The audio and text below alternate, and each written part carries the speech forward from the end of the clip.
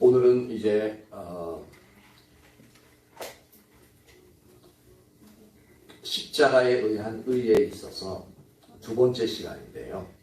우리가 지난주에 살펴봤던 것은 주님의 십자가는 항상 의지하는 것이다 라는 것입니다.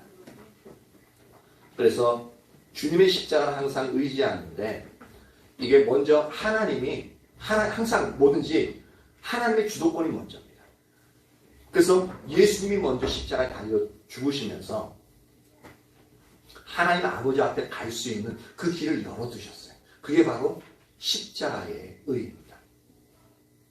그래서 우리가 항상 우리가 해야 할 일은 주님이 먼저 열어놓으신, 주님의 주도권 가지고 먼저 열어놓으신 그 길을 이제 주님의 십자가만 붙잡고 매 순간 그렇게 나가야 됩니다. 그리고 우리 쪽에서 가장 중요하게 해야 돼. 즉 십자가에 의한 삶을 살기 위해서 가장 우리가 해야 될 두 번째 요소가 뭐냐면, 모든 자기 일을 철저하게 내려놔야 됩니다. 만약 그렇지 않으면, 그러니까 이게 두 번째는 오늘 모든 자기 일을 철저하게 내려놓는 것입니다. 우리가 자기 일을 내려놓지 않으면, 철저하게 내려놓지 않으면, 아무리 우리가 십자가의 공로를 믿음으로 의지한다고 말하고, 그렇게 예배하고, 그렇게 기도하고, 그렇게 우리가 얘기를 나누며 전도한다 할지라도, 아무리 그런 얘기를 한다 할지라도 자기 의의를 내려놓지 않으면, 그것도 철저하게 내려놓지 않으면 우리의 삶에서는 실제로는 자기 의의를 의지하는 상황이 벌어지게 되어집니다. 이게 자기 의의를 의지한다는 게 어디서 나오는지 아세요? 바로 내 기준에서 나옵니다. 자기 기준에서요. 그러니까 내 기준이 시퍼렇게 살아있는 거예요. 예수님의 십자가만을 의지하고 항상 의지한다는 건 뭐냐면, 하나님의 기준, 내가 하나님 앞에 설 수 있는 그 하나님의 기준만을 계속 위에 갖고 나간다는 거거든요. 근데 자기 의의를 철저하게 내놓지 않는다는 것은 동시에 자기 의의를 붙잡고 있는 거예요. 자기 기준을 붙잡고 있는 거예요. 근데 두 가지가 양립할 수 없거든요. 그러니까 자기 의의를 철저하게 내놓지 않으면 실제 우리의 삶은 자기 의의를 의지하는 삶이 되어집니다. 그리고 십자가를 의지하는 것은 우리의 말뿐입니다. 우리의 마음은 뭐예요? 내 의의를 견고하게 붙잡고 있는 겁니다. 그러니까 머릿속으로는 아는데 내 실제적인 삶에서는 하나님의 은혜와 생명이 내게 부어지지 않는 거예요. 그러니까 혼동이 생긴 거예요. 나 그렇게 기도도 하고 헌신도 하고 예배도 그렇게 간절한 마음으로 드리는데 왜 안 되냐 이거죠. 그건 동시에 자기 일을 철저히 내려놓는 그 자리에 있지 못하기 때문이다라는 거죠. 즉 자기의 가장 근본은 뭐라고요? 자기 기준이라고요. 자기 기준이 너무 확고해. 모든 사람의 행동 요건을 내 기준에 딱 맞춰놓고 있어요. 그러니까 왜 이렇게 안 되면, 왜 이렇게 사냐? 왜 당신이 이렇게 얘기하냐? 왜 나를 이렇게 대하냐? 내 기준에 따라서 계속 그렇게 얘기하거든요. 근데 하나님 기준에 딱 쓰면 하나님 기준을 용납하기도 하고 포용하기도 하고 사랑하고 또 내가 회개하고 용서를 구하기도 하죠. 그 주님 앞에 안 되는 내 자신을 보면서 주님 앞에 철저히 매달리기도 하죠. 근데 자기 기준에서는 어떻게 돼요? 항상 판단하고 다툼이 있고 사람을 평가하게 되어져요. 그러한 사람이 되어진다는 겁니다. 우리가 자기를 의지하면 우리는 하나님의 은혜에서 끊어지게 되고요. 십자가의 능력은 우리에서 소멸되어집니다. 그것을 잘 보여주는 구절이 갈라디아서 5장 2절에서 4절입니다. 한번 찾아볼까요? 갈라디아서 5장 2절에서 4절입니다.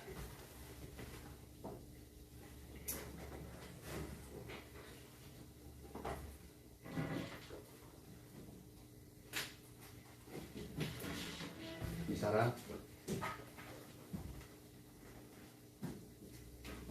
송경자.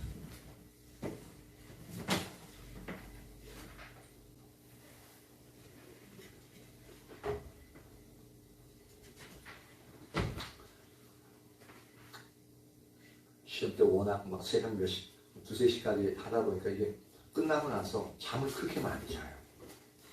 그러니까 굉장히 확 풀렸는데 어제도 계속 그냥 어디 나간다는데 안 나가고 계속 잤거든요. 그 전날도. 근데 잠이 계속 고픈 거예요.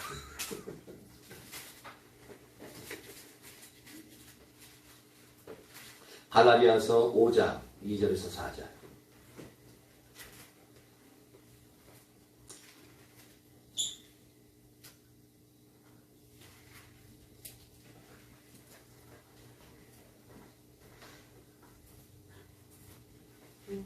갈라디아서 2장 5절에서 4절 다 같이 한번 읽어볼까요? 시작. 보라, 나 바울은 너희에게 말하노니 너희가 만일 할례를 받으면 그리스도께서 너희에게 아무 유익이 없으리라. 내가 할례를 받는 각 사람에게 다시 증언하노니 그는 율법 전체를 행한 의무를 가진 자라. 율법 안에서 의롭다 함을 얻으려 하는 너희는 그리스도에게서 끊어지고 은혜에서 떨어진 자라다.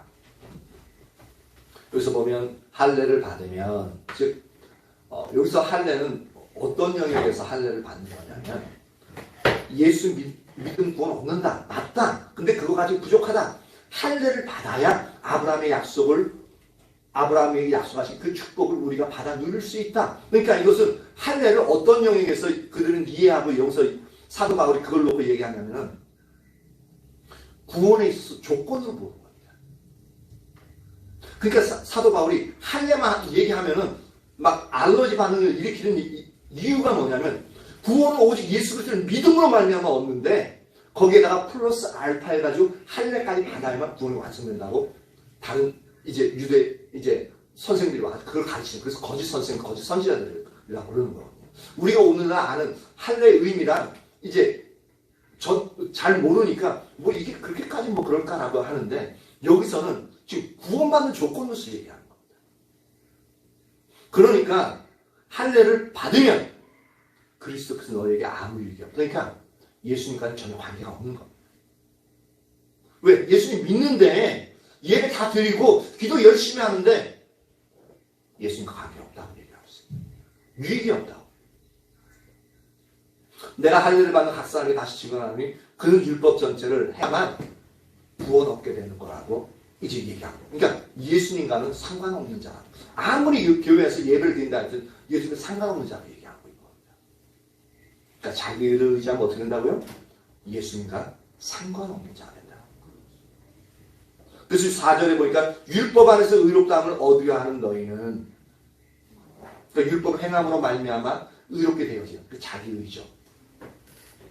너희는 그리스도에게서 끊어지고 완전히 그러니까 그리스도에서 끊어져 버리고 그러니까 관계를 분명히 그리스도를 믿음으로 시작했는데 또 할례를 구원의 조건으로 인식하고 그걸 그렇게 받아버리면 연결됐던 그 연결이 끊어질 수 있다는 것을 얘기하고 있는 거예요. 그러니까 이게 상당히 무서운 겁니다.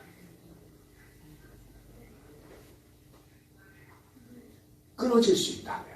하나님이 끊으시는 게 아니라 하나님 절대 안 끊으십니다. 그분의 생명까지도 내어놓 주신 그런 사랑을 갖고 있는데 절대로 그분 스스로는 구원의 문에서 다시 하나님 구원하신 자를 끊지 않습니다. 그런데 유일하게 그것을 끊을 수 있는 존재가 바로 우리 자신입니다. 사단도 못 끊고요. 어떤 상황도 절대로 하나님과 우리 사이에 끊을 수 없어요. 근데 유일하게 끊을 수 있는 것은 바로 나 자신입니다. 어떻게 해요? 여기서는 할례 문제 때문에 그렇죠. 할례를 구원의 일부의 조건으로서 보기 때문에 할례 그런 가치관을 가지고 받으면 그리스도에서 끊어진다고 얘기하고 있습니다. 그리고 은혜에서 떨어진 자다. 그럼 이건 이제 자기를 이제 여기서는 구원의 관점에서 이제 얘기했다면 이것을 우리 현재로서는 구원의 관점이 아니잖아요, 그렇죠? 그러니까 우리가 잠깐 연결이 안 될 수 있는데, 근데 그 연결될 수 있는 부분이 뭐냐면 자기의라는 측면이 내가 행한 것으로 말미암아 하나님 앞에 하나님 저 잘했죠 나 이거 했어요 라고 이렇게 하는 거거든요. 그래서 내가 하나님 앞에서 딱 서서 한 칭찬받고 다른 사람들 나 잘해 나는 이거 한다 라고 그걸 내세우는 거거든요. 그게 바로 자기의잖아요. 근데 이거는 구원의 관점이 아니라 내 삶에서 내가 한 행동을 내가 자랑하는 관점이거든요. 그러면은 이게 어떻게 되냐면 구원과는 관계없는 영역인데 근데 그리스도와 관계에서 그리스도의 관계는 끊어질 수 있다는 겁니다. 구원을 받았을 때 그리스도의 관계가 끊어지고 은혜가 끊어질 수 있다는 거예요. 그럼 어떻게 되어져요? 예수님을 믿는데 내게 하나님의 은혜와 생명이 전혀 함께하지 않게 되어지는. 그러니까 예수 믿어도 너무 힘들고요. 아까 얘기했죠. 아내가 만났던 그 청년 때 신앙생활했던 그 영혼들처럼 그렇게 하나님의 생명이 그들 치료할 수 있음에도 불구하고 그것이 안 되어지니까 상처로만 남고 너무나도 억압되어져 있는 그러한 영역들 가운데 있을 수 있다는 겁니다. 그거는 다른 사람 보기 이전에 우리 자신을 잘 보면 그 영역들을 알 수가 있습니다. 이처럼 자기 의를 의지하는 것을 철저하게 내려놓지 않으면 우리가 아무리 십자가의 공로를 말로 하고 그렇게 사모하고 기도한다 할지라도 우리의 삶에서는 실제로는 자기 의를 의지해 살아가는 그러한 결과를 낳기 때문에 하나님의 은혜가 우리에게 부어지지 않게 되어지고 부어졌다가도 금방 사라져요. 왜? 구멍이 뻥 뚫려 있으니까 다 새나가는 거죠. 그러니까 계속적으로 잠깐은 좋은데 막 계속적으로 힘들어지는 영역들이 거기에 있는 겁니다.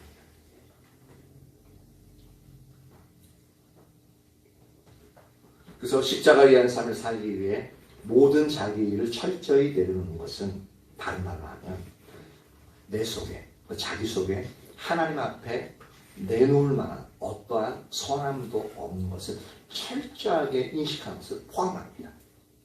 이게 바로 뭐냐면 다른 말로 하자면 내 기준, 자기 기준은 내 기준 안에는 어떠한 선한 것도 없다는 것을 인식하는 겁니다. 근데 내가 생각하기에는 선한 영역들이 많이 있는 것 같죠. 근데 이게 상대적인 거. 절대적인 기준, 하나님 기준에 봐서는 하나님을 내세울 수 있는 선한 나의 기준은 전혀 없다는 겁니다. 만약에 하나라도 있다면 그건 하나님의 은혜로 우리에게 부어주신 겁니다. 내게 아니에요. 왜냐하면 우리는 근본적으로 죄의 본성을 가지고 그렇게 죄악 중에 태어나기 때문에 내 안에 어떤 선한 것도 없습니다. 근데 있다면 하나님의 은혜로 우리 속에 부어주신 것들입니다. 그러니까 그것을 철저하게 인식해야 됩니다. 동시에 이것은 내 자신의 총체적인 무능을 철저하게 발견하는 것도 포함되어집니다. 나의 총체적인 무능. 그러니까 내가 내 스스로 할 수 있는 일을 내가 되게 많은 것 같잖아요. 근데 하나님이 말씀하신 대로 내가 그것을 이루어갈 수 있는 그런 능력은 내게 전혀 없다는 것을 알아야 됩니다. 하나님 말씀대로 살아갈 수 있는 능력은 내 안에 그 어떤 능력도 없다는 것을 알아야 돼요. 근데 그래도 나 하나님 말씀 지키는데 만약에 그런 부분들이 우리 삶에서 존재한다면 아까 말씀드린 것처럼 그것은 하나님의 은혜로 우리 한 사람 한 사람에게 그 은혜로 부어주셨기 때문에 가능한 겁니다. 내 안에는 절대로 하나님의 뜻대로 살 수 있는 능력이 전혀 없어요. 전적인 무능함을 우리가 철저하게 인식해야 됩니다. 이것을 인식하게 되어지면 내 자신의 기준 또 자기 의를 절대로 주장하지 않게 되어지고 이것이 내 기준 나의 의가 절대적으로 틀렸다는 것을 인식하기 때문에 어떻게 되어집니까? 계속적으로 하나님의 기준에 내가 맞추려고 노력을 많이 하겠죠. 근데 이것이 인식이 안 되면 근본적으로 내가 틀렸다는 것이 인식이 안 되면 계속 그거 가지고 주장하거든요. 그가 다른 사람에게 잣대를 갖다 대거든요. 그러면요, 상대방은 너무 힘들어요. 물론 나도 힘들어요. 서로가 문제가 생겨서 자꾸 다툼이 생기게 되어지죠. 그래서 자기 의를 철저히 내려놓는 것은 십자가에 의한 삶을 사는 가장 필수적인 요소 중에 하나가 되어지는 겁니다. 그래서 이 부분을 이제 베드로가 아주 좋은 예인데, 베드로가 오늘날 우리가 보고 있고 알고 있는 오늘날의 베드로가 되어진 그 과정에는 중요한 사건이 인생에 딱 두 번 있었습니다. 그러니까 삶의 터닝 포인트가 되는 점이죠. 베드로는 이 두 사건을 통해서 오직 은혜에 의한 삶과 오직 성령에 의한 삶을 그렇게 처절하게 배웠던 그러한 영역이라고 보게 되어지는데, 그 첫 번째 사건이 뭐냐면 베드로가 바로 예수님을 부인한 사건이 되어집니다. 자, 마태복음 26장 69절에서 75절입니다. 마태복음 26장 69절에서 75절.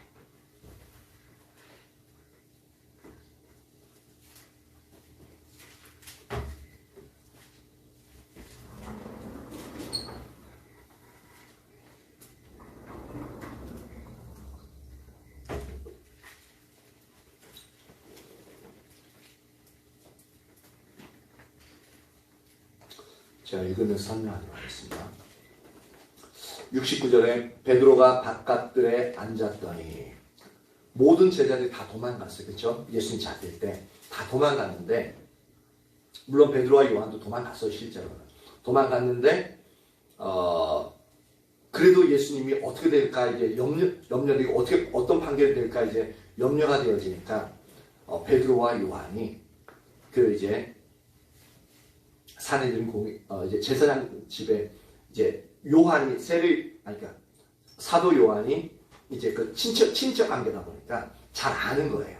그래서 요한이 먼저 들어가고 그다음 이제 베드로를 이제 같이 데리고 들어갔던 거거든요. 이게 마태복음은 안 나오는데 요한복음에는 그 영역이 나옵니다. 그래서 베드로가 그 대제사장 집에 들어갔는데 바깥들 쪽에 앉아 있었어요. 그래서 그 안에 어떤 일이 일어나는지 한번 알기 위해서 쭉 보고 있었는데, 한 여종이 나와 이르되 너도 갈릴리 사람 예수와 함께 있었다 하거늘. 그러니까 여러 사람이 있는데, 근데 여기서 그 베드로를 알아본 게 한 여종이라고 되어 있습니다. 근데 여기서의 여종은요, 그 당시에는 상당히 다른 성경에 보면은 한 계집종이라고 표현하고 있습니다. 그러니까 그러니까 나이가 적은 어린 여종이었어요. 그렇게 된다는 것은 신분이 극히 낮으면서도 베드로보다 어린, 그러니까 상당히 낮은 종으로부터 뭐냐면 이 사람도 예수와 함께 있었다라고 딱 지적을 받는 거예요. 왜냐하면 그때는 새벽이라 밤이라 이제 어두워요. 어두운데 근데 그 중동 일교차가 심하잖아요. 심하니까 사람들이 옹기종기 불 주위에 이제 모여 있거든요. 그러면은 이렇게 그 사람들 위에 이렇게 덮어쓰고 그러는데, 덮어쓰고 있어도 불 주위에 있다 보면 어떻게 되어져요? 불빛에 의해서 비치잖아요.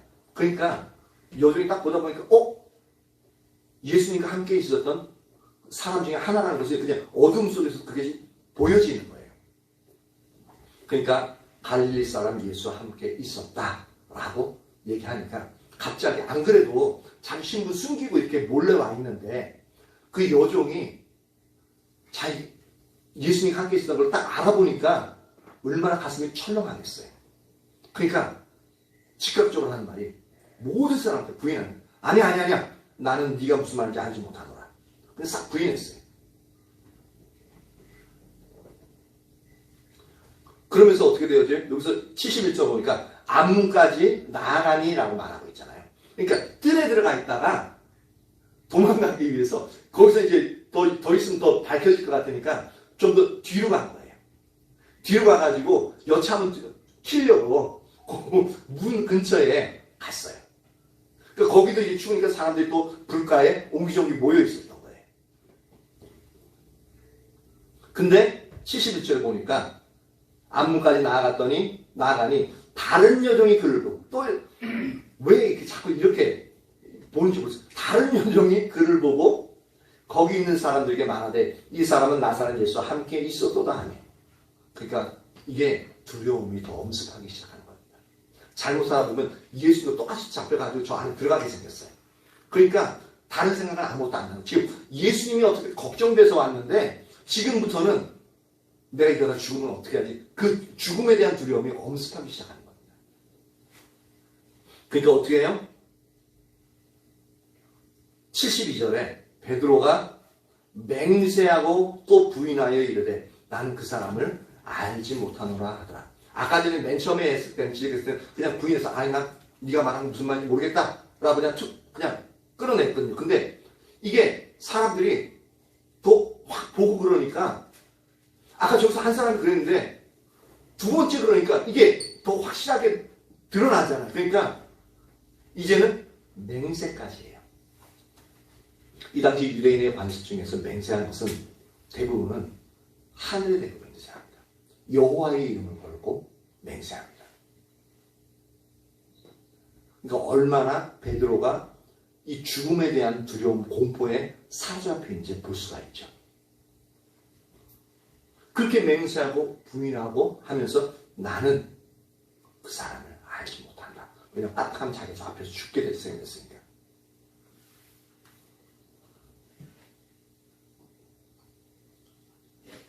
그러고 나서 계속 이제 도망가지 못하고 그냥 그 자리에 있었던 거예요. 근데 73절 조금 후에 곁에 섰던 사람들이 나와 베드로에게 이르되 근데 아무래도 그러면 이제 두 번째 얘기하고 그러니까 사람들이 이렇게 보게끔 되어지잖아요. 자기가 수덕수덕 됐다가 아무래도 맞는 것 같아. 그러니까 주위에 곁에 있던 사람이 나와가지고 이르되 너도 진실로 그 도당이다. 네 말소리가 너를 표명한다 하거든. 그러니까 우리가 이제 지역마다 사투리가 있잖아요. 억양이 좀 세기도 하고. 근데 사투리, 억양을 들어보니까 어떻게 되어져요? 갈릴리 나사렛 사람하고 억양이 비슷해. 그러니까 너도 분명히 그 도당이다 라고 여러 사람이 이제 이야기하는 거예요. 그러니까 그에게 얼마나 큰 공포가 그에게 임하겠느냐라는 거죠. 그러니까 74절 보십시오. 그가 저주하며 맹세하여 이르되 여기 이제 저주까지 들어갔어요.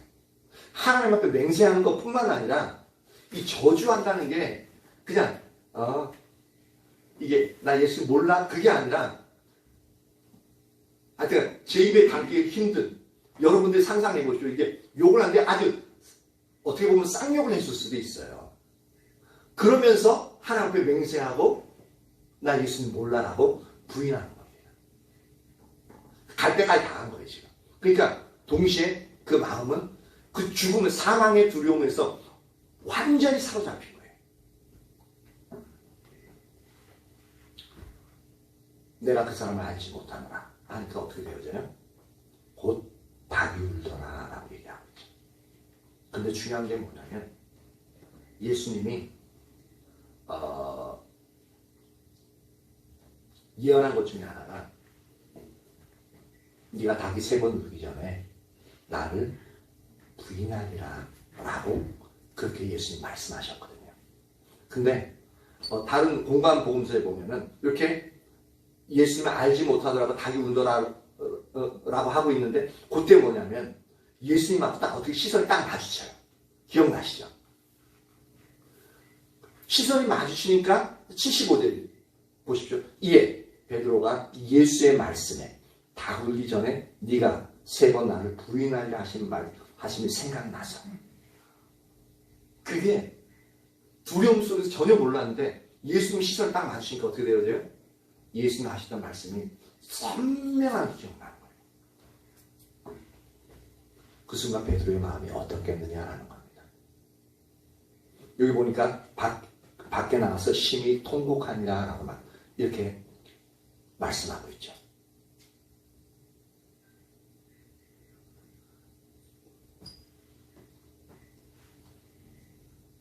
왜 그럼 울었을까? 이렇게 심히 통곡했을까? 내가 어떻게 주님을 부인할 수 있지? 하나님 용서해 주세요. 우린 보통 그런 식으로 생각하는데, 근데 여기서는 그 영역이 아니에요.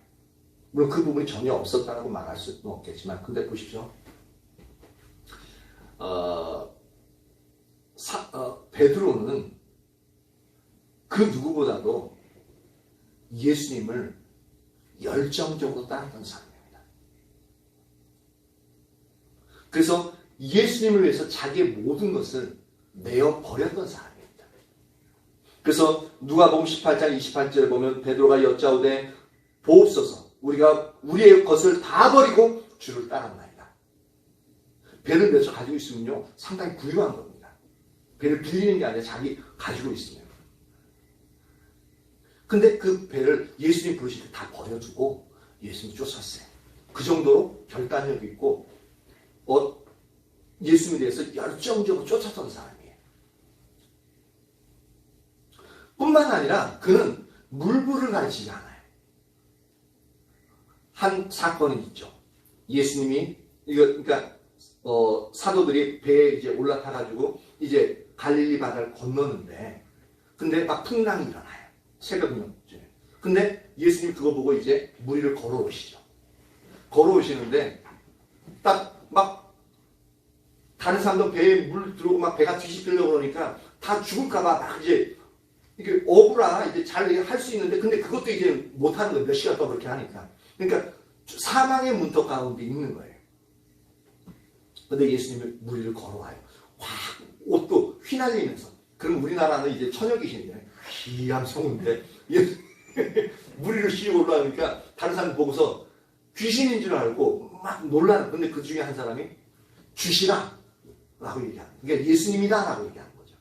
그러니까 베드로 딱 보더니 바로 앞에 있으니까 만일 주시거든 나로 오라 하소서라고 얘기합니다. 그러니까 어떻게 해요? 이게 상당히 근데 사고 구조가 이상한 것 같아요. 지금 죽게 생겼어요. 지금 죽을까봐 막 붙들고 있는데 갑자기 주님 보니까 만일 주시거든 당신이 걷고 있는 것처럼 나도 물 위를 걷게 오라고 하십시오. 상황이 좀 이상해요. 그러니까 물불을 안 가리고, 그러니까 그만큼 주님을 신뢰하고 따르기를 원한다는 것을 여기서 잘 알 수 있습니다. 그러니까 주님이 얘기하면은 죽지 않을 수 있다는 것을 그는 알고 있는 거예요. 그러니까 오라 그러니까 조금 전까지는 두려움에 있던 사람이 그냥 다음 세컨은 아무것도 안 해요. 그냥 물속에 들어가서 그냥 걸어가는 거예요. 이게 가능하냐고요. 물불을 안 가려요. 주님만 나타나면 물불을 안 가려요. 대단하죠. 거기 있는 다른 11제자들은 생각해보지도 못한 겁니다. 여러분들 그렇게 할 수 있을 것 같습니까? 방금 죽을 것 같은데, 지금 당장 죽을 것 같은데, 폭풍이 치는데. 근데 어떻게 됐어요? 걸어가다가 이제 제정신이 들어요. 막 바람 불고 물 팍 튀고 그러니까 정신이 잃었을 때 물 확 끼어지면 막 정신 들잖아요. 그러니까 아마 물이 팍 튀었던 것 같아요. 성경에 안 나오지만. 근데 제정신이 드니까 어떻게 되어져요? 주위 환경 보고서 놀라요. 그대로 쑥 빠져들어가는 거예요. 이처럼 물불 안 가리는. 또 하나 더 볼까요? 내가 이제 잡혀갈 거라 그러니까 이제 겟세마네 동산에서 그러니까 최후의 만찬 하면서 나중에 그래서 너희가 이제는 아무것도 가지지 않지만 이제 너희가 이제 돈 전대를 팔아가지고 검을 사라라고 얘기합니다. 그러니까 딱 두 사람이 검을 샀어요. 미리 그 얘기하기 전에 자꾸 불길한 일들이 생기니까 두 사람이 딱 사가지고 왔어요. 근데 그 중에 한 사람이 베드로였습니다.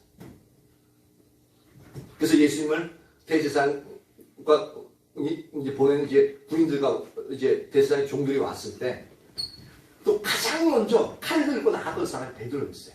거긴 그렇게 안 나오는데 이게 가가지고 결국 이제 말고라는 종이라는 게 오니까 칼 휘둘러 버려요. 죽이려고 휘두른 겁니다. 근데 귀가 잘렸죠.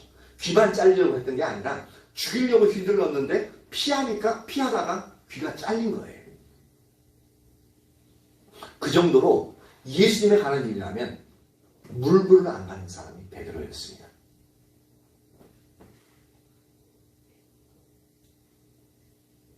그래서 베드로가 이제 마태복음 26장 33절 35절 보면 베드로가 대답하여 이르되 모두 주를 버릴지라도 나는 결코 버리지 않겠나이다 라고 얘기하고 있습니다. 35절은 이렇게 또 얘기합니다.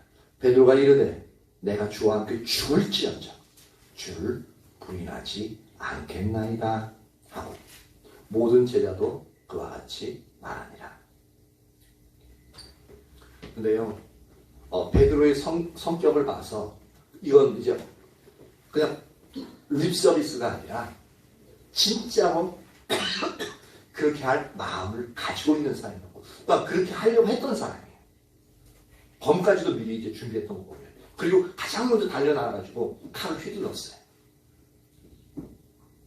그렇게 용감무사하고 주님이면은 그 어떤 것도 앞뒤 재보기도 전에 만약에 예수님이 저들 치라고 했으면 가장 진짜 치라고 하지 않는데 나갔는데 치라고 했다면 베드로가 앞장서서 다 12제자 데리고 나가서 막 싸웠을 겁니다.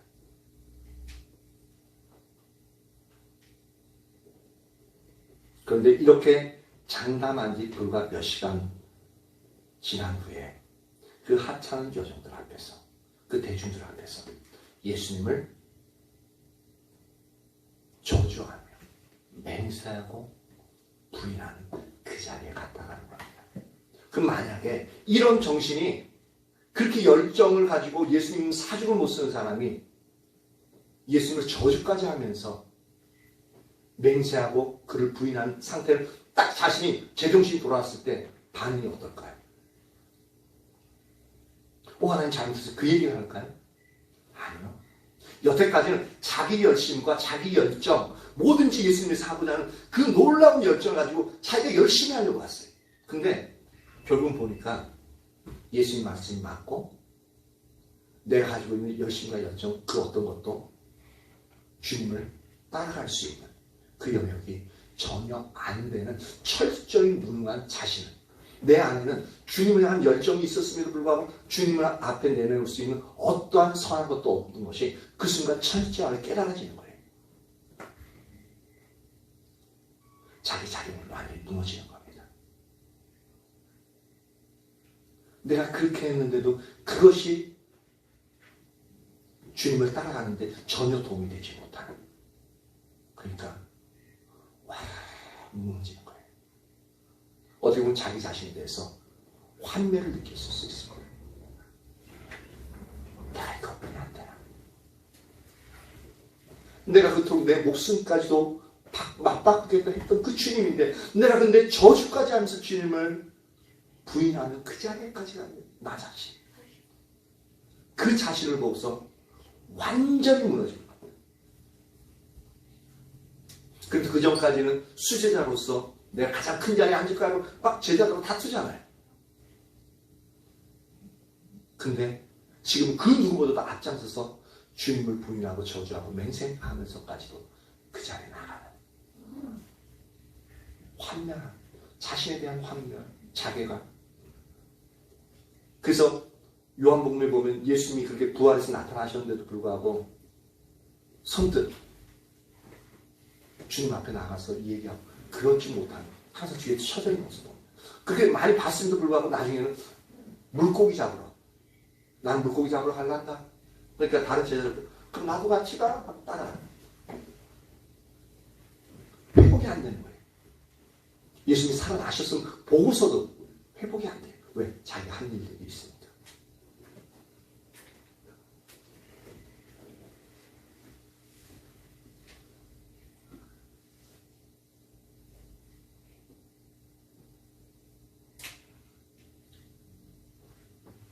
근데요, 이것도 철저한 하나님의 은혜라는 것을 우리가 알아야 됩니다.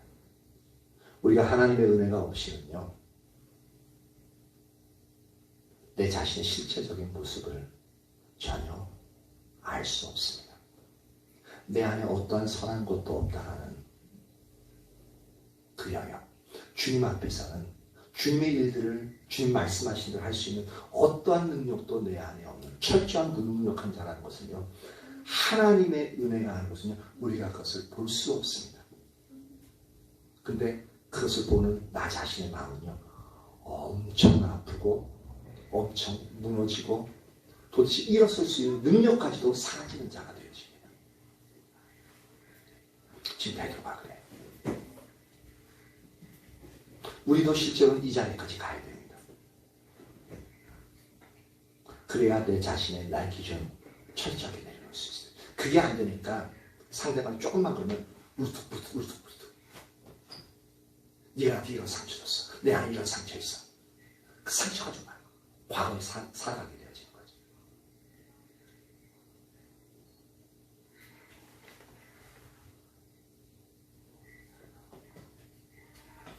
그리고 두 번째로 베드로로 하여금 베드로에게 한 두 번째 중요한 사건은 뭐냐면 바로 예수님이 부활하신 이후에 요한복음 21장에서 보면은 예수님이 다시 찾아오는 사건을 통해서 이 일들이 일어납니다. 요한복음 21장 15절에서 18절입니다. 요한복음 21장 15절에서 18절.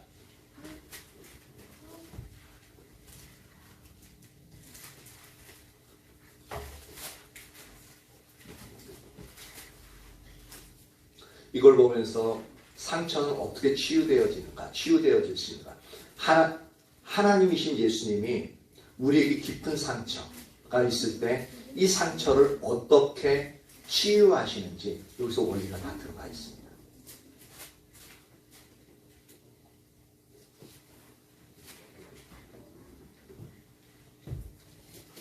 예수님이 부활 후에 갈릴리로 나 이제 고기 잡으러 가려다 그냥 무기력하게 가고 있는, 그래서 고기를 밤새 잡았지만 그물을 내렸지만 한 마리도 잡지 못한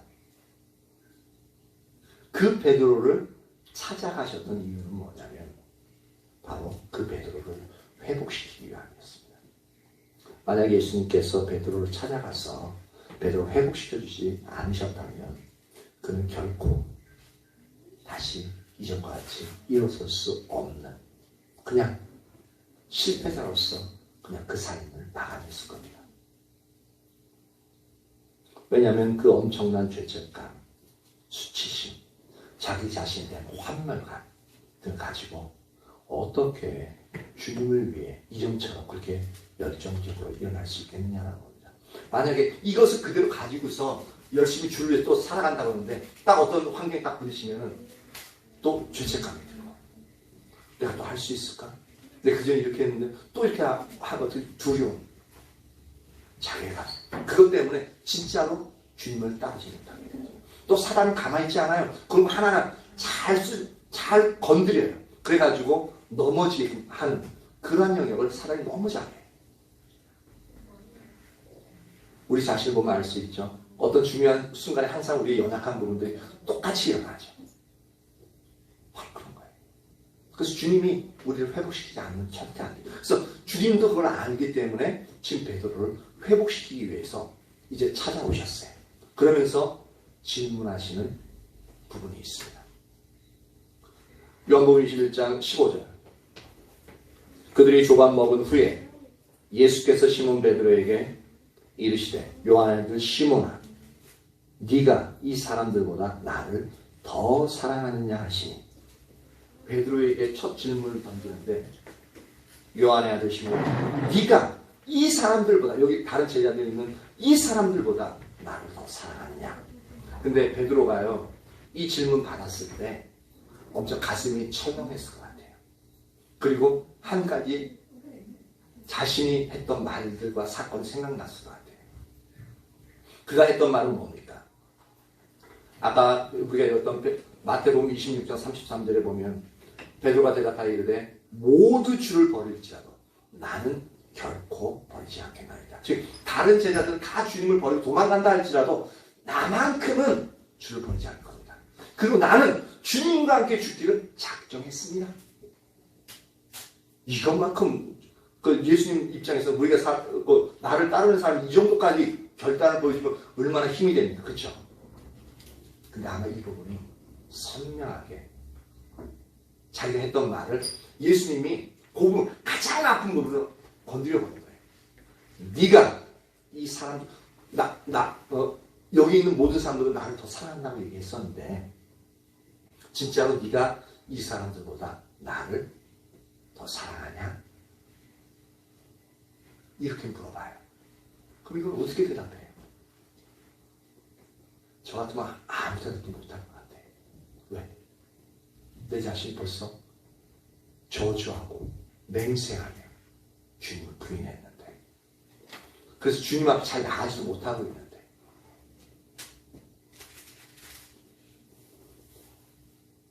근데 베드로가 이렇게 대답합니다. 주님, 그러하나이다. 내가 주를 사랑하는 줄 주님께서 아시나이다.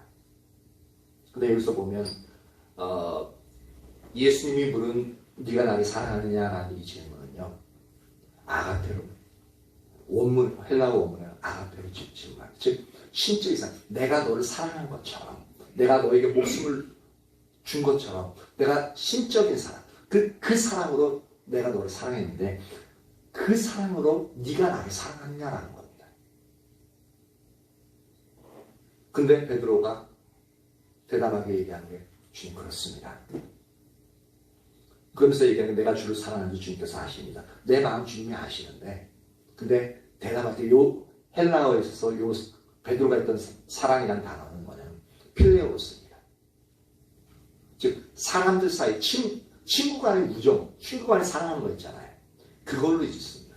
그러니까 자기 자신을 보니까 그 전에 이 일이 있기 전에는, 주님을 부인하기 있기 전에는 당연히 아가페로, 이 질문하면 당연히 아가페로 대답했을 겁니다. 왜? 그분이 목숨 바칠 그런 결단을 했기 때문에. 근데 이제는 그것이 아니라는 걸 본인이 더 잘 알아요. 그러니까 내가 필레오, 아가페는 안 되지만 그래도 친구로서는 주님 당신을 사랑합니다. 우리도 마찬가지잖아요.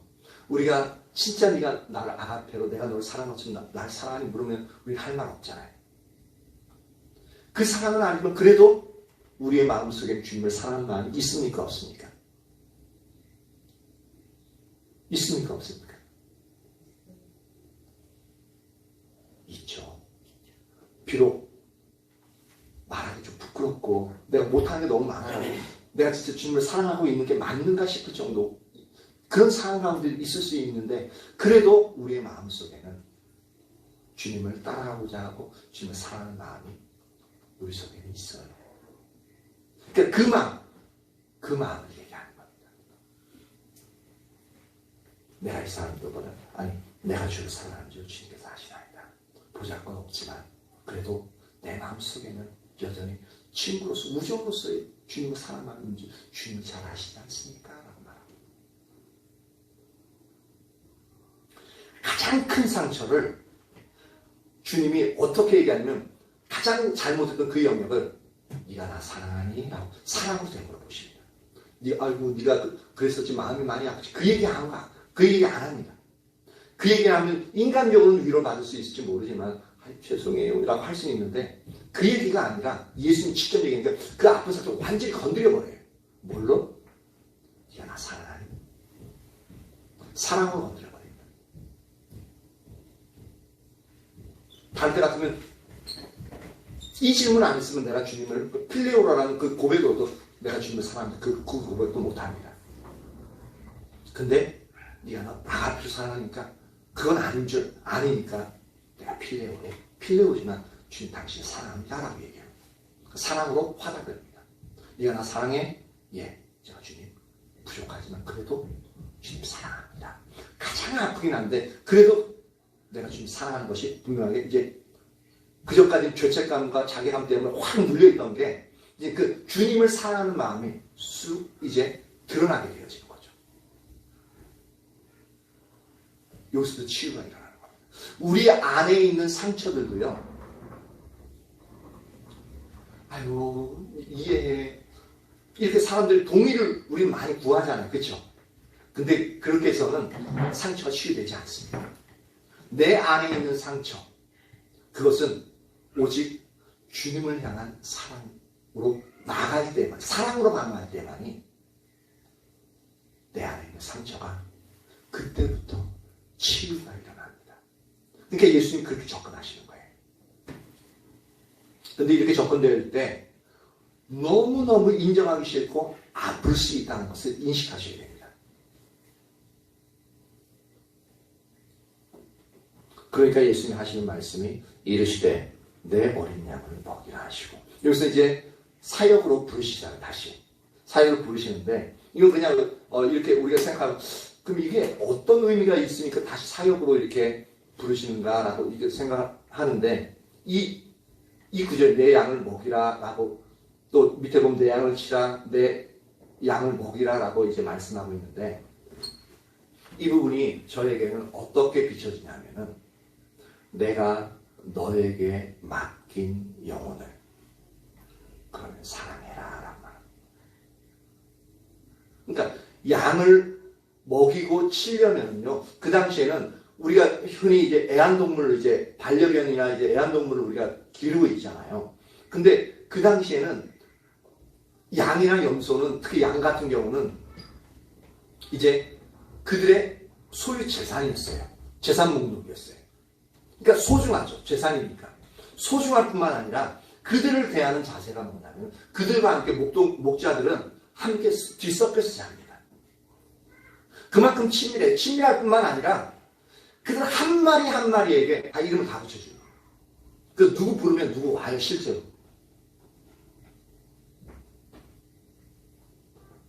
근데 그 양을 한 마리 한 마리 우리 눈에 다 똑같아 보이잖아요.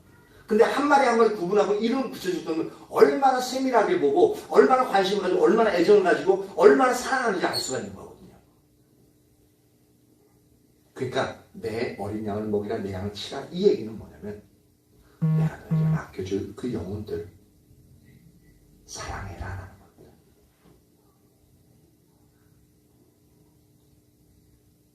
나에게 상처 주는 사람들, 나를 힘들게 하는 사람들,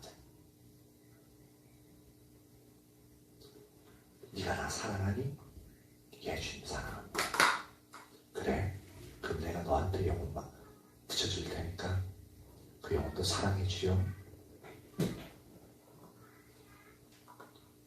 그러면 내 안에 상처가 존재할 시간이 있을까요, 없을까요? 주님을 사랑하는 그 사랑으로 말미암아 우리 속에서는 치유함이 일어나기 시작하는 겁니다. 근데 주님은 한 번만 말씀하시지 않으셔요. 16절, 또 두 번째 이르시되 요한의 아들 시몬아 네가 나를 사랑하느냐? 이때도 아가파오로 질문합니다. 네가 나 진짜 내가 너를 위해 죽은 것처럼 신적인 사랑을 나를 사랑하니? 그러니까 베드로가 주님 그러하나이다. 내가 주님을 사랑하는 줄 주님께서 아시나이다. 이때도 주님 그렇습니다. 내가 그 아가페가 아니라 이때도 필레오로 대답합니다. 내가 우정으로서 진짜 주님을 사랑하는 줄 주님이 아시지 않습니까? 그러니까 예수님이 다시 내 양을 치라라고 말씀하고 있습니다. 그러니까 똑같은 말을 계속 반복하고 있습니다. 그러니까 주님의 사랑으로 계속적으로 그 사도 베드로의 그 무너진 그 마음들 자꾸 보듬고 쓰다듬고 다시 세우고 있는 겁니다. 사랑만이, 주님이 우리에게 보여주신 그 사랑, 그리고 우리가 주님을 향하는 그 사랑만이 우리 안에 있는 그 상처, 아픈 기억들, 두려운 기억들을 다 씻어낼 수 있는, 극복할 수 있는 가장 큰 원동력이 되어집니다. 그리고 네가 나 사랑한다면 내가 너에게 영혼을 맡겨줄 테니까 그 영혼을 사랑해라. 그러면 치료가 완벽해집니다. 가만히 생각해 보십시오. 우리 주위에 나를 힘들게 하면서 붙여진 영혼들, 지금 예수님께서 여러분 각자 자신에게 이 말씀을 물어보고 있는 겁니다. 네가 나를 사랑하느냐? 그럼 여러분들은 예, 주님 부족하지만 그래도 제가 주님을 사랑하는 줄 주님 아시잖아요. 그럼 주님 말씀하시는 게 그러면 내가 너에게 붙여주는 영혼, 네 주위에 있는 영혼들, 그 영혼들을 네가 좀 사랑해 주지 않을래? 저는 이제 청유형으로 했지만 예수님은 그들을 사랑해라 라고 말하거든요.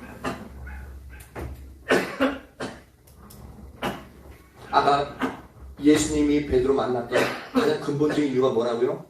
그의 무너진 그 마음을 다시 회복시켜 치유하기 위해서 만났다고 그랬잖아요. 이러면서 치유가 일어나고 있는 거예요. 지금 두 번째 얘기하면서. 그러면서 그 다음은 결정타를 날립니다. 17절.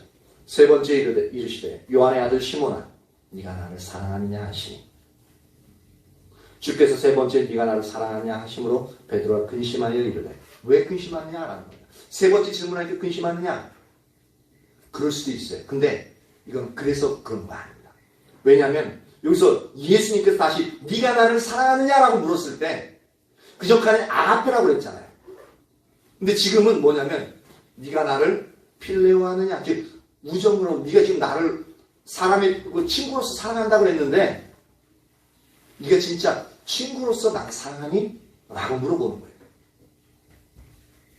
근데 베드로 입장에서는 자신의 사랑을 다시 의심당, 가장 그나마 남아있던 주님을 향한 마음을 예수님이 완전히 사뿐히 지려밟고 있는 거예요. 그러니까 엄청 염려가 되는 거예요. 왜? 진짜 사랑한 거 맞는데 그건 진짜 맞는데 아가페는 안 되지만 필레온 사랑한 거 맞는데 우리도 조금 진짜 부족하지만 그나마도 내가 진짜 사랑하는 거 맞는데 하나님이 나보고 그러는 거예요. 너 진짜 그 사람 날 사랑하니? 주님이 그거 의심하는 것 같아요. 사랑하지 않는다고 말씀하시는 것 같아요. 그러니까 베드로가 심히 근심할 수밖에 없는 거예요. 근심하여 이르되 주님 모든 것을 아시오매 내가 주를 사랑하는 줄 주께서 아십니다. 나 진짜 주님 사랑해요. 그러니까 절규하는 거예요. 나 진짜 주님 사랑해요. 비록 아가페는 아니지만 진짜 필레오로 주님 당신을 사랑합니다. 그렇게 외치는 거예요.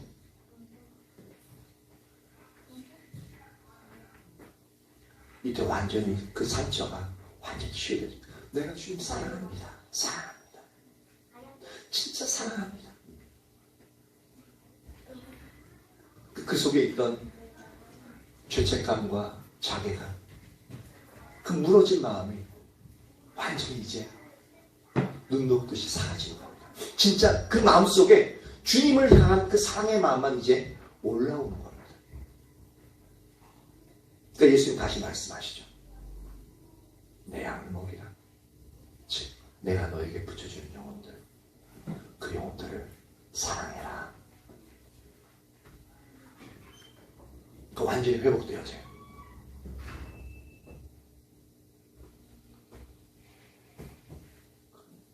주님의 은혜죠. 주님의 그 사랑, 주님의 그 은혜.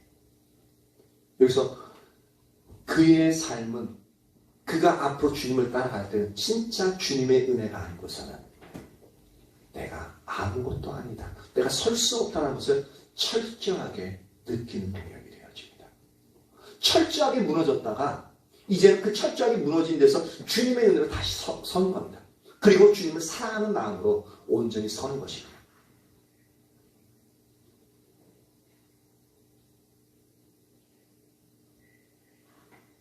그러면서 예수님은 18절에 이렇게 말씀하시죠. 내가 진실로 진실로 내게 이르노니 내가 젊었은 스스로 띠띠고 원하는 것을 다녔거니와 늙어서는 내 팔을 벌리리니 남이 내게 띠띠우고 원하지 아니하는 곳으로 데려간다. 그러니까 성숙하지 않았을 때는 어떻게 되어져요? 자기가 의사결정하고 자기가 원하는 대로 다니잖아요. 근데 늙어서 성숙해져서요. 이제부터는 네가 남에 의해서, 즉 여기서 학자들 대부분 얘기하는 게 여기서 남은 성령님을 가르친다고 얘기하고 있습니다. 성령이 이끄시는 대로 네가 삶을 살아가게 될 거야 라고 얘기하고 있습니다. 그러니까 사도행전 10장에 보면 어떻게 되어져요? 유대인과 이방인은 서로 교제하지 못한다고 되어 있는데 성령의 인도하심을 따라서 백부장 고넬료 이방인의 집에 가서 복음을 전하죠. 그리고 우리가 쿠바디스에서 보듯이 알듯이 베드로가 어떻게 되어져요? 로마에서 도망치다가 다시 주님을 만나가지고 네가 나를 만났는데 예수님 다시 십자가 지고 로마로 들어가고 있는 장면을 목격하잖아요. 그러니까 주여 어디 가십니까? 쿠바디스 안에 도미네? 하여튼 이상한데 그러면서 쿠바디스 주여 어디로 가시나니까 이렇게 물어봅니다. 나는 네가 십자가를 버리고 왔는데 내가 다시 십자가 지고 그로 들어갔다라고 얘기하죠. 그거 보고서 예 주님 제가 다시 로마로 가겠습니다. 다시 가서 결국은 십자가 거꾸로 매달려서 죽게끔 되어지죠. 이렇게 남이 즉 성령이 그를 인도한 오직 성령에 의한 삶은 그 순간 이후서부터 성령의 인도하심을 따르는 성령에 의한 삶을 베드로는 살아가게 되어집니다.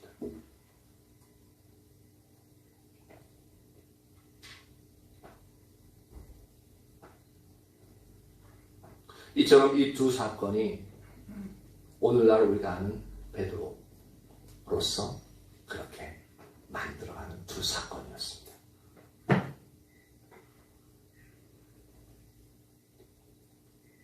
우리가 신앙생활에서 우리 자신에게서 약한 부분들이 있잖아요. 그럼 그것들이 무엇이라고 생각합니까? 어떤 분들은 그렇게 생각해요. 또 많은 어떤 성도들은 그렇게 또 목회자들이 그런 쪽으로 이제 많이 이렇게 가르치는 부분도 있는데 저도 그렇게 배워왔었고 근데 많은 사람들이 자신들의 몇 가지 부족한 점 내가 주님 앞에 연약한 부분 이 부분들만 고치면 신앙생활을 너무너무 잘할 수 있을 거라고 생각하는 경우가 많이 있습니다. 내가 이것만 고치면 신앙생활 참 잘하고 주님 잘 따라갈 텐데 그리고 그런 부분도 얘기하면은 그래 내가 이것만 고쳐야지 하고 그렇게 결단하고 나아가기도 합니다. 그런데 이런 이해는 성경이 말하고 있는 우리 자신의 모습과 완전히 다릅니다. 만약 우리 중에 누군가가 열심히 노력해서 내가 연약한 부분 진짜 어떤 뼈를 깎는 그 고통을 통해서 그 수련을 통해서 내가 몇 가지 연약한 부분 다 고쳤어요. 고치고 이제는 주님을 향해서 나가요. 그럼 이제 진짜 주님을 잘 섬길 것 같아요. 근데 이런 사람들에게는 반드시 따라오는 게 뭐냐면 더 처절하게 다른 것으로 해서 수많은 것들로 해서 철저하게 넘어지는 자신의 모습을 보게 되어질 겁니다. 여러분들이 예수님의 뜻대로 살아가려고 하는 그 순간부터 진짜로 예수님 말씀대로 살기 어렵다는 걸 더 철저하게 느끼게 되어질 겁니다. 그러니까 내 힘으로는 안 되는 거예요. 내가 몇 가지만 고쳐서 신앙생활 잘할 수 있는 그러한 존재가 우리가 아니에요.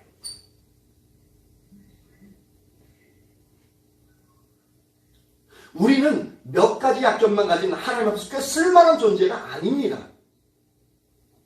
괜찮은 존재가 아니에요. 다른 사람 상대 비교해서 난 괜찮을 수 있어요. 근데 하나님 앞에서는 그렇게 꽤 쓸만한 그런 존재가 아니에요. 우리는 하나님의 은혜가 없이는 한순간도 일어설 수 없는 철저한 무능한 존재들입니다. 그래서 우리가 그 은혜를 항상 구해야 되는 거예요. 그러므로 우리는 우리가 의지하고 하나님 앞에 설 만한 어떠한 선한 것도 우리 속에 없는 철저하게 무능한 존재임을 인식하고 오직 하나님의 은혜만을 의지하며 그렇게 하나님 앞에 서야 합니다. 오늘 우리가 살펴본 것은 뭐냐면 철저하게 자기 의를 내려놓아야 된다라는 것을 살펴봤죠. 무엇을 위해서? 우리가 십자가에 의한 삶을 살아가기 위해서 필수적인 요소가 첫 번째 우리가 배웠던 것이 십자가를 항상 의지하는 거였습니다. 그뿐만 아니라 십자가를 항상 의지하되 우리가 자기 의를 내려놓지 않으면 실제로는 자기 의에 의한 삶을 살아가는 것 때문에 십자가를 항상 의지하면서 동시에 우리가 해야 될 것은 철저하게 내 의, 즉 내 기준을 철저하게 내려놓는. 근데 자기 의를 철저히 내려놓는다는 것은 내가 하나님 앞에서 하나님 앞에 내놓을 수 있는 어떠한 선한 것도 없는 존재인 것을 철저히 인식한 것을 포함하고 그와 동시에 나는 하나님 뜻대로 살아갈 수 있는 존재는 철저하게 무능한 존재임을 인식하는 것이 우리에게 필요하다는 것을 우리가 살펴봤습니다. 그래서 이 영역들이 저와 여러분 모두에게 선명히 비추어지기를 축복합니다.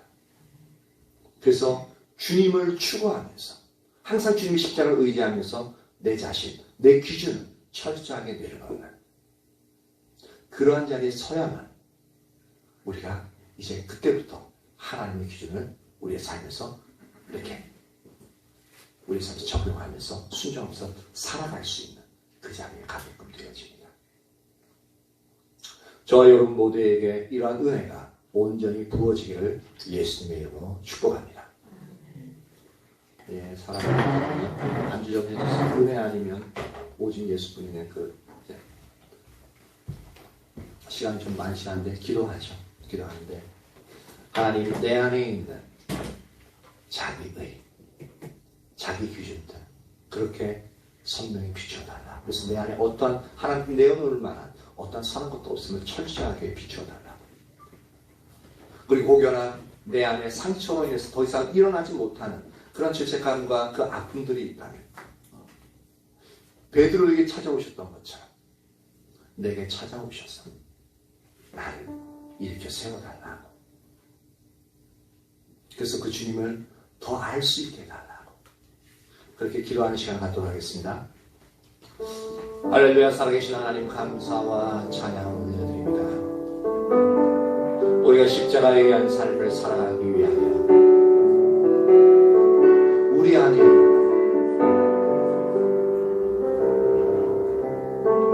내가 내세우고자 하는 자기 내 기준을 바라보는 것이 아니라 오직 주님을 사랑함으로 말미암아 내 안에는 어떠한 선한 것도 없음을 하나님 앞에 드러내놓을 만한 어떠한 선한 것도 없음을 선명히 볼 수 있는 은혜를 보여주십시오. 그리고 우리에게는 하나님의 뜻대로 살아갈 수 있는 어떠한 능력도 없는 철저히 무능한 존재임을 선명히 보게 해주시옵소서. 그러하기에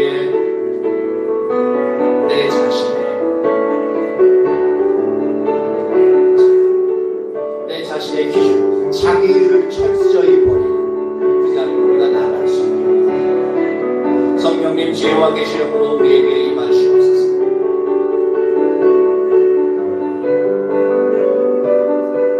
우리가 어떠한 존재인지 선명히 볼 수 있는 은혜를 부어주십시오. 우리가 어떤 존재인지 선명히 볼 수 있는 은혜를 부어주십시오. 그리고 우리가 어느 자리에 서야 할지도 선명히 보여주십시오. 성령님 더 임하세요. 우리에게 더 임하세요. 주님 당신을 원합니다. 우리의 심령을 만져주세요. 베드로를 치유하셨듯이 주님 이 시간에 임하셔서 우리의 상처난 그 심령, 골만 터진 그 심령, 너무나도 아픈 그 심령, 주님의 사랑으로 뽕뽕 싸매주시고 주님의 그 사랑으로 우리의 상처들을 온전히 치유하여 주시기를 간절히 소망합니다. 임하세요, 임하세요, 임하세요. 우리 한 사람 한 사람 가운데 충만히 임하시고 우리를 만져주시기를 간절히 소망합니다. 주님, 당신이 아니고서는 안 되겠습니다. 우리를 붙들어주세요. 우리를 붙들어주세요. 우리 한 사람 한 사람 가운데 주님의 성령이 임하시옵소서. 주님의 성령이 임하시옵소서. 우리를 붙들어주세요. 우리가 우리가 주 앞에 온전히 서기를 간절히 소망합니다. 임하세요. 임하세요. 그래야 주님이 명령하신 것처럼 주님께서 우리에게 붙여주신 영혼들, 그 영혼들을 사랑하는 자리로 나아가게 하시옵소서.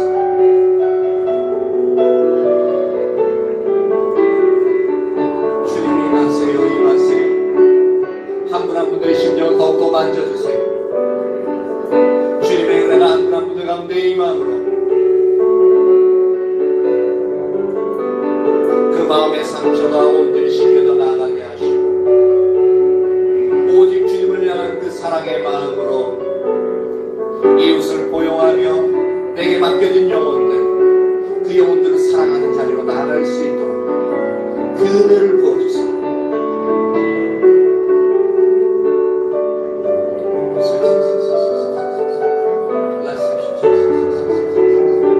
임하세요. 주님 임하세요. 한 분 한 분들 가운데 그 마음을 더 만져주세요. 더 만져주세요. 주님 당신의 그 사랑이 우리에게 더욱더 부어지기를 주시옵소서. 주님 당신의 그 사랑이 우리의 얼어버린 그 마음, 그 상처가 나서 갈기가 찢겨진 그 마음들이 온전히 다시 그 주님의 사랑으로 새롭게 되어지기를 간절히 원합니다. 그 은혜를 한 분 한 분 가운데 부어주십시오.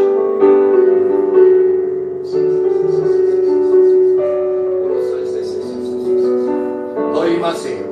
더 임하세요. 온전히 한 분 한 분 가운데 더 임하세요. 주님의 은혜가 한 분 한 분 가운데 온전히 임하기를 축원합니다. 아멘, 아멘, 아멘, 아멘.